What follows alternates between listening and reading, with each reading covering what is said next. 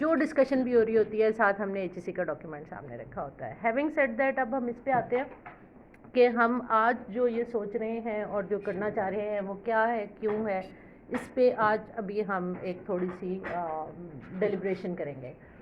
اب میرا ایک کورس ہے EPM میں جو ہے کریکولم پلاننگ اینڈ ایویلیویشن, اور مزے کی چیز ہے کہ اس کا ایک پورا چیپٹر ہے, سیکشن ہے جو ہے سائنس اینڈ میتھس ایجوکیشن, اور پھر ہم نے اس میں بڑا ڈیٹیل سے سمجھا رکھا ہے why science and math for every teacher, not just for teachers of science and math.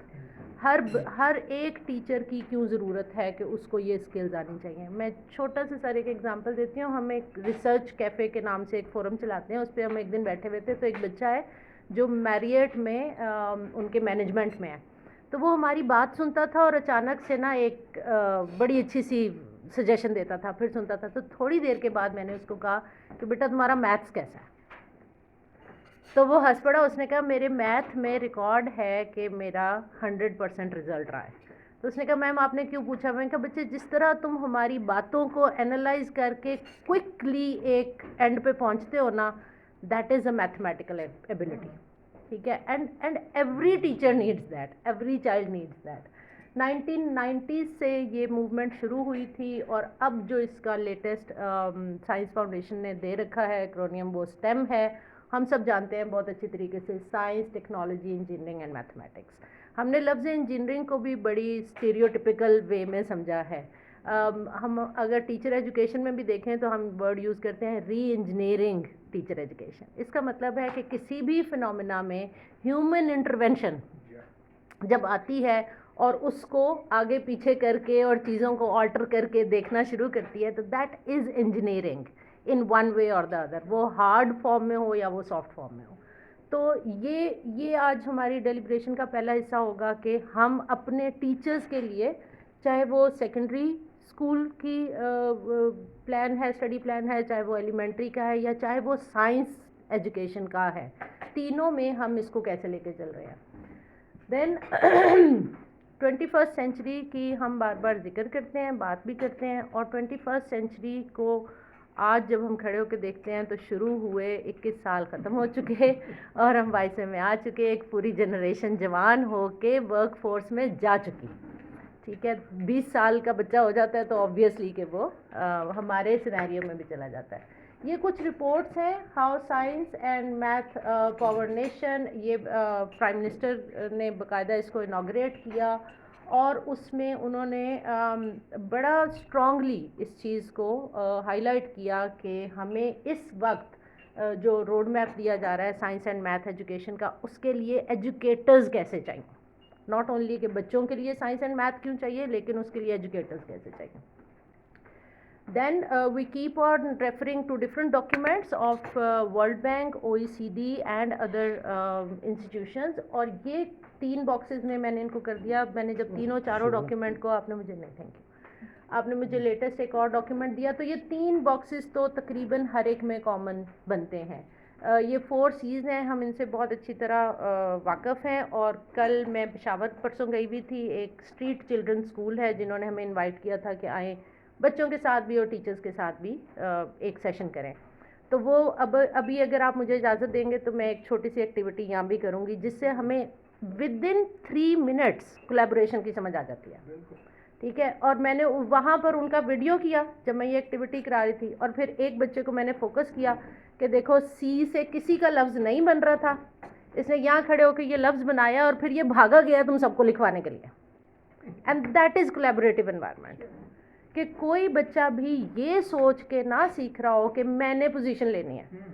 ساری انوائرمنٹ یہ ہو, اور پھر یہ جاتی ہے آپ کی سوسائٹی تک کہ کولیبوریٹیو انوائرمنٹ کیسے بنے گی, ٹیم بلڈنگ کیسے ہوئے گی. اس کے لیے ضروری ہے کمیونیکیشن سکلز, اور کمیونیکیشن سکلز جب آج جس طرح کی ہم ایکسرسائز کریں گے برین اسٹارمنگ کی, جب ہم ایکسرسائز کریں گے اور ہم ایکول لیول پہ آ کے کمیونیکیٹ کریں گے, اوپن کمیونیکیشن کریں گے, تو کرٹیکل تھنکنگ کی رستے کھل جاتے ہیں. No issue with having opposite opinion, no issue with having a completely different mindset, اور یہاں سے اسی کمیونیکیشن سکل سے ہم کرٹیکل تھنکنگ کو اوپن کر دیتے ہیں. اور جس طرح سے السلام علیکم میڈم سدرا اچھا، جس طرح سے ہم کریٹیکل تھنکنگ کو سمجھ رہے ہیں، سمجھا رہے ہیں، ہمارے پاس سب اسکیم آف اسٹڈیز میں اس کا کورس بھی ہے باقاعدہ پورا کمپلیٹ، تو ہم اس کو کریٹیوٹی تک لے کے جاتے ہیں کہ جب یہ ڈیلیبریشنز ہوں گی اور کراس کویسچننگ ہوگی، ڈسکشن ڈیبیٹ ہوگی، تو ہم نئی جہتوں کی طرف جائیں گے، پھر کریٹیوٹی آنی شروع ہوگی.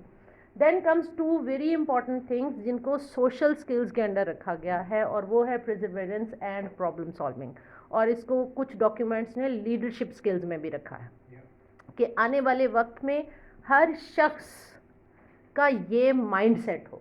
یہ نہیں کہ ہم پرابلم صرف ہائی لائٹ کر لیں، کیونکہ کریٹیکل تھنکنگ سے کبھی کبھی یہ گمان ہوتا ہے، حالانکہ ہم کریٹیوٹی تک جاتے ہیں. تو problem solving is a must and perseverance. مجھے بعض دفعہ اپنی ٹون خود لگتا تھا بڑی ہائی ہوتی جاتی ہے، and then I felt good about it کہ یار میری ٹون وہاں ہائی ہوتی ہے جہاں مجھے لگ رہا ہوتا ہے کہ اب تو یہ کرنا بہت ہی ضروری ہو گیا اور اس کے بغیر مسئلہ حل نہیں ہونا. And then comes information literacy and technological skills. Information literacy ایک بہت بڑا پیراڈائم ہے. کیوں؟ کیونکہ ایک ہیوج فلڈ آف انفارمیشن ہے ہمارے لیے بھی، بچوں کے لیے بھی. تو ٹیچر کو کیسے تیار کرنا ہے اور ٹیچر نے بچوں کو کیسے تیار کرنا ہے کہ یہ جو انفارمیشن ہے اس کو ریسیو کیسے کرنا ہے، فلٹر کیسے کرنا ہے، یوز کیسے کرنا ہے، اپلائی کیسے کرنا ہے، اور نئی انفارمیشن جنریشن کیسے کرنی ہے. انفارمیشن جنریٹ کرنا ہمارے لوگوں کو بہت ہی کم آتا ہے. ہم یوزر ہیں انفارمیشن کے، لیکن انفارمیشن جنریشن تک نہیں جا پا رہے، وہ اسکلز نہیں ہیں. And then comes technological skills. جیسے ڈاکٹر صاحب نے کہا، مجھے یاد ہے کہ جب بھی ہم ٹیچرس ٹریننگ دیا کرتے تھے تو ہم کہتے تھے کہ جب تک ٹرینر نے خود استعمال نہیں کیا ہوگا تب تک وہ نہیں دے پائے گا. ہماری یونیورسٹی اس حساب سے بڑی ہی پریویلیجڈ ہے کہ پچھلے 2 سالوں میں ہم نے تو پیک دیکھ لی ہے، اور ہم نے ہر حالات میں، ہر طرح کے سینیریو میں باقاعدہ ٹیکنالوجی اپلیکیشنز کو جو ہمیں یونیورسٹی نے دی وہ بھی، اور بہت سارے لوگوں کو سر میں نے دیکھا جو خود ڈھونڈ کے ریسورسز آن لائن یوز کر رہے تھے. آن لائن وہ ایک میرا ریسورس پرسن تھا، میں اس کی ہمیشہ ایگزامپل دیتی ہوں. اس نے ایک بڑے مزے کی کسی ویب سائٹ سے ایپ ڈاؤن لوڈ کی ہوئی تھی جس پہ اسٹکی نوٹس لگتے تھے. تو جو بچہ جو بولتا جاتا تھا وہ ایک اسٹکی نوٹ پہ لکھ کے لگا دیتا تھا، بالکل ایسے جیسے کلاس روم میں اسٹکی نوٹس لگ رہے ہوں.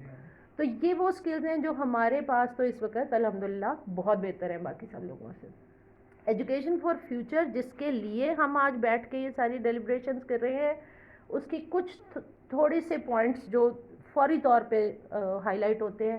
سب سے پہلے یہ ڈائیورس ٹائم اینڈ پلیس. آنے والے دور میں ایک فورم پہ تھی ابھی، اور میں وہاں کہہ رہی تھی کہ آج کا بچہ اس کو ڈسٹینس ایجوکیشن کہتا ہے، آج کا بچہ اس کو، آج کے ٹیچرز بھی اس کو ڈسٹینس ایجوکیشن کہتے ہیں. آنے والے دور کے بچے اس کو صرف ایجوکیشن کہیں گے، جس کو ہم آج ڈسٹینس ایجوکیشن کہتے ہیں. کیوں؟ کیونکہ ڈائیورس ٹائم اینڈ پلیس پہ بیٹھے ہوئے وہ اپنی اپنی ایجوکیشن لے رہے ہوں گے اور ہم ان کو یہ پروویژن دیں گے. Inquiry based and experiential learning, اس کو بھی سمجھنا بہت ضروری ہے. ریسرچ کیفے پہ یہ ایک دن بات ہوئی اور انہوں نے کہا کہ یہ جو ہیورسٹک انکوائری ہے یہ کیا ہے. انکوائری بیسڈ میتھڈ بھی تو تھا، تو ہیورسٹک کیا ہے. اور اس کو جتنا ہم نے سمجھا، ہمیں سمجھ یہ آیا کہ انکوائری بیسڈ میتھڈ میں آپ نے سب بچوں کو ایک ایکسپیریمنٹ کرنے کے لیے لیب میں بھیجا اور سب کو کہا کہ یہ والی گیس بنے گی آخر میں، رائٹ؟ دیٹ واز انکوائری، لیکن رزلٹ پہلے سے پتا تھا. اور ہیورسٹک یہ ہے کہ آپ نے بچوں کو لیب میں بھیجا، کہا یہ 3 ایلیمنٹس ہیں، ان کی ریشو پروپورشن اوپر نیچے کر کے کوئی گیس دیکھو بنتی ہے کہ نہیں بنتی. اور کچھ کی بن گئی اور کچھ کی نہیں بنی، تو وہاں سے ٹیچنگ شروع ہوتی ہے کہ ملٹیپل ریزلٹس کیوں آئے. اب یہ ہے ایکسپیرینشیل لرننگ. ہم اس کو ایک ڈبے میں بند کر کے ریزلٹ آؤٹ کم پہلے سے دے دیتے ہیں، اس لیے بچے کی سائنٹیفک انکوائری مائنڈ سیٹ نہیں بن رہی.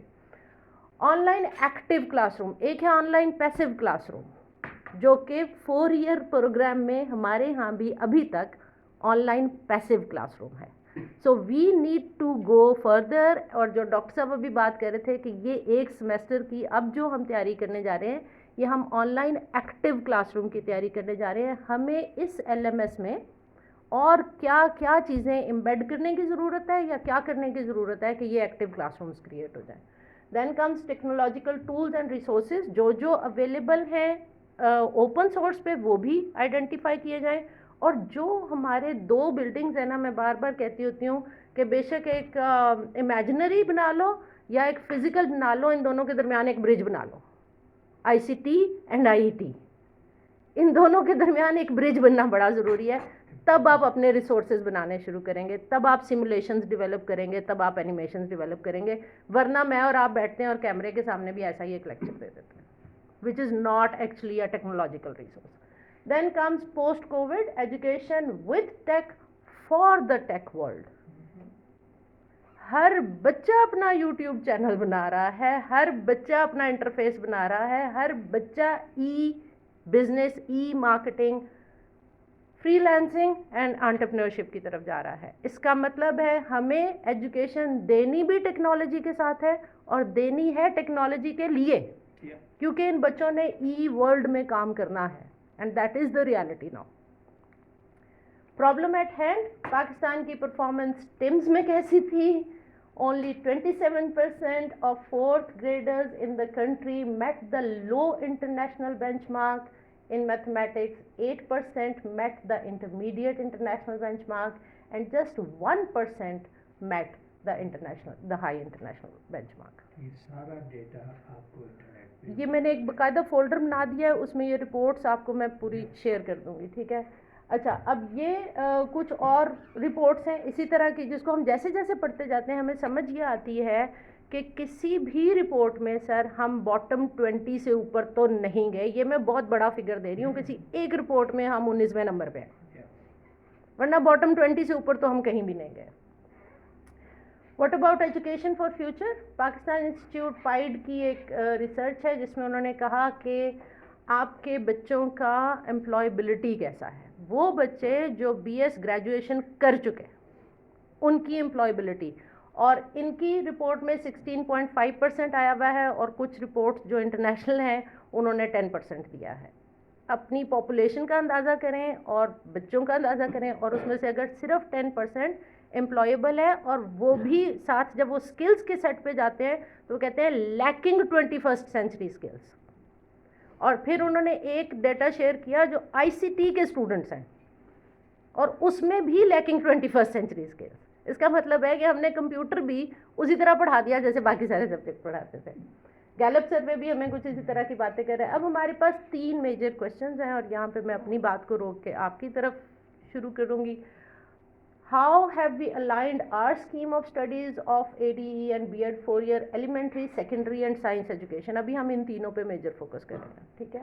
With the scheme of studies given by HEC, جو کہ پچھلے 10 سال میں جو بھی ریویژنز ہوئی ہیں وہ ان کو ہم دیکھیں گے. ایک چیز جب ہم دیکھ رہے ہوں گے تو ہم 2 کام کر رہے ہوں گے. ایک ہم اپریشیٹیو انکوائری کر رہے ہوں گے کہ کیا کیا ہم نے کر ڈالا ہے, ٹھیک ہے, اور ایک ہم کریٹیکل انکوائری کر رہے ہوں گے کہ گیپ کہاں ہے.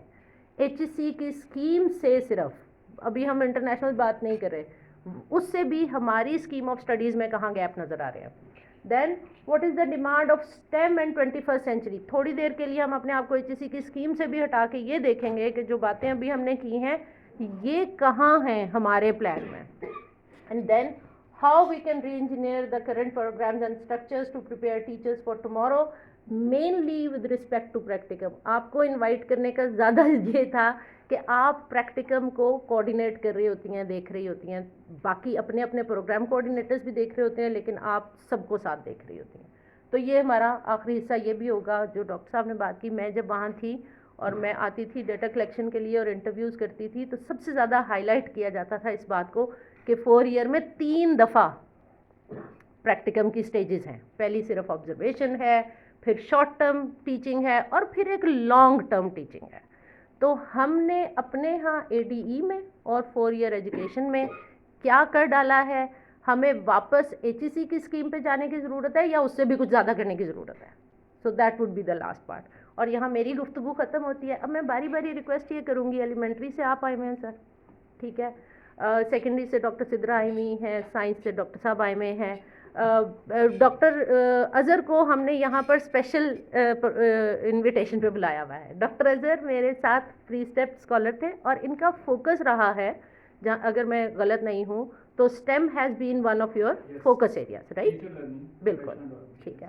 تو اس لیے میں نے ڈاکٹر صاحب کو کہا کہ جی ہم ڈاکٹر اظہر کو ضرور آن بورڈ لیں گے، بے شک وہ اس وقت 4 ایئر پروگرام کو نہیں دیکھ رہے. تو ہم شروع کرتے ہیں ڈاکٹر سمیع آپ سے. یہ جو 3 باتیں ہمارے سامنے ہیں اس پہ آپ سے پہلے کویشچن سے شروع کرتے ہیں، راؤنڈ لیتے ہیں، پھر دوسرے کویشچن پہ شروع کر لیں گے، ٹھیک ہے؟ تو پہلے کویشچن سے شروع کرتے ہیں پلیز.